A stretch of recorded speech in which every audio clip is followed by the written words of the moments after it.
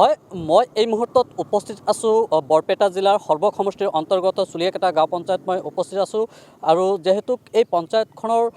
বিগত সময়ত কিমান উন্নয়ন কৰিলে এইবাৰ যেহেতু এই পঞ্চায়তৰ আঞ্চলিক সদস্যৰ প্ৰাৰ্থী বিজেপি আৰু CPMৰ পৰা প্ৰাৰ্থিত্ব প্ৰদান কৰিছে দুটা দলে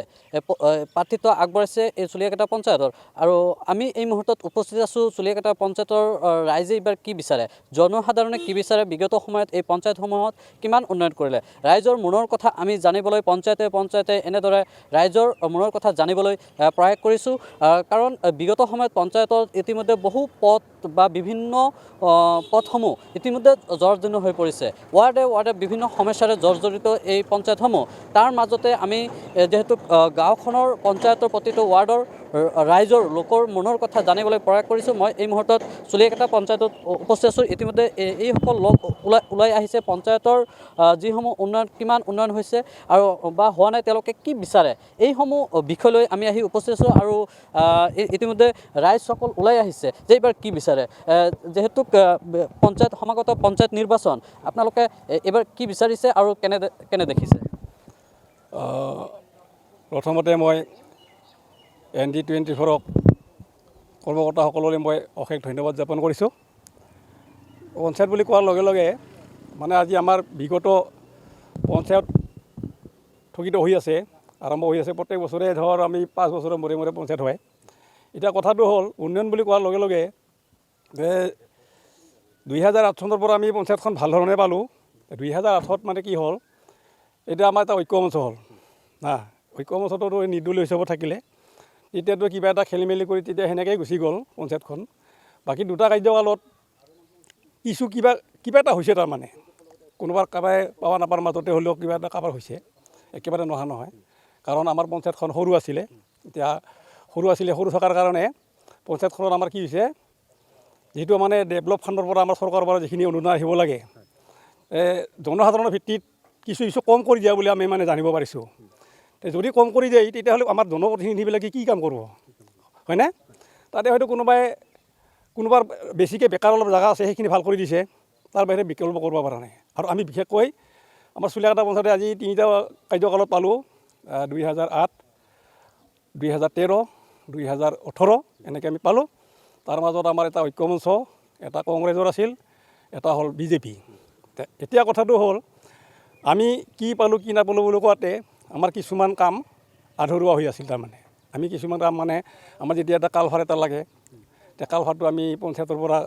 ক'বাই পাইছোঁ ক'বাই পোৱা নাই তেনেকৈ ধৰণে কাৰোবাৰ কালত পাইছোঁ কাৰোবাৰ কালত পোৱা নাই যিয়ে নহওক আমি আমাৰ পঞ্চায়তখন খুব সুন্দৰভাৱে চলি আছে পাৱা নাপাৰ মাজত আমাৰ কোনো বিতৰ্ক সেনেকৈ নাই আমি কাজিয়া পেচাল নাই এইবাৰ কি আশা কৰিছে যিহেতু বেছিদিন নাই পঞ্চায়ত নিৰ্বাচন আহি আছে এইবাৰ প্ৰাৰ্থী কেনেকুৱা বিচাৰিছে আৰু কি বিচাৰিছে এইবাৰ বিশেষকৈ তেওঁলোকে আপোনালোকৰ কাষলৈ আহিছে নে কেনেকুৱা চলিছে এইবাৰ পঞ্চায়তৰ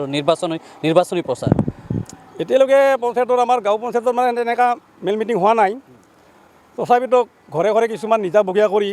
যিবিলাক প্ৰতিনিধি হৈছে তেওঁলোকে অলপ ছাৰ্ভে কৰিছে 2-এটা কৰি কিন্তু মেল মিটিং কৰি কিন্তু আমাক মানে এতিয়ালৈকে জ্ঞাত কৰা নাই এতিয়া সম্ভৱ মানে পঞ্চায়তখন কেনেকুৱা হ'ব সেইটো আমি ভৱিষ্যত মানে ক'ব নোৱাৰিম এইবাৰ কিন্তু আমাৰ এটা আশা কি আগত যি হ'ল যদি আগতে ধৰ 2 টকাৰ কাম কৰিছে এইবাৰ হয়তো আমাৰ 3 টকাৰ কাম বাকী আছে এইবাৰ আমি বিচাৰোঁ তাৰমানে সেই 3 টকাটো হ'ব লাগে 3 টকাটোৰ কামটো হ'ব লাগে তাৰমানে আৰু স্থানীয় লোক ওলাই আহিছে যিহেতু ক'ব লাগিব যিহেতু এই পঞ্চায়তখনৰ বিগত সময়ছোৱাত যিখিনি উন্নয়নমূলক কাম হ'ব লাগিছিলে তুলনামূলকভাৱে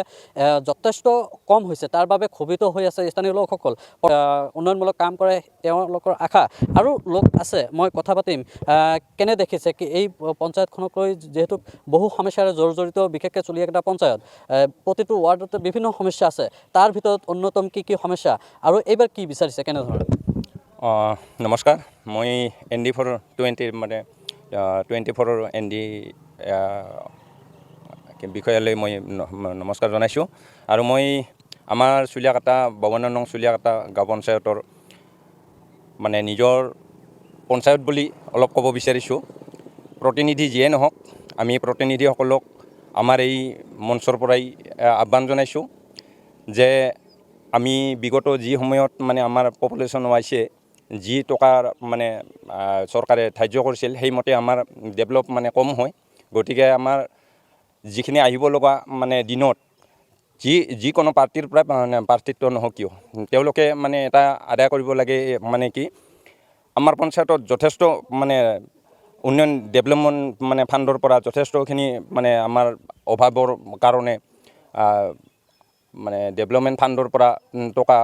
ধাৰ্য কৰিব লাগে আৰু সেই ধাৰ্যৰ মৰ্মে আমাৰ যি ৰাইজৰ সমস্যা আছে সেই সমস্যাবোৰ ৱাৰ্ডে তাৰমানে কি এজন প্ৰেচিডেণ্টে তেওঁৰ চকীত বহি থাকিলে নহ'ব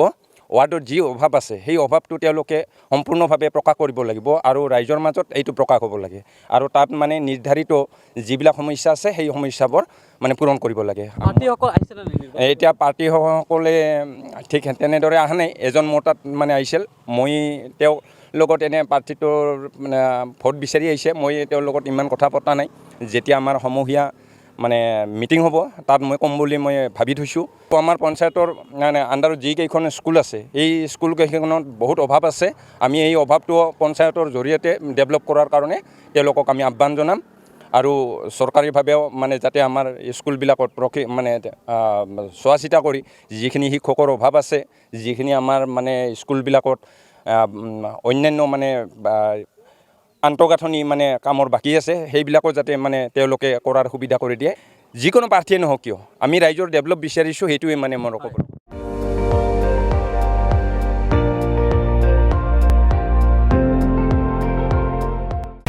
আপুনি চাই আছে ND24 সৰ্বশ্ৰেষ্ঠ নহয় সৰ্বোত্তমৰ দৌৰত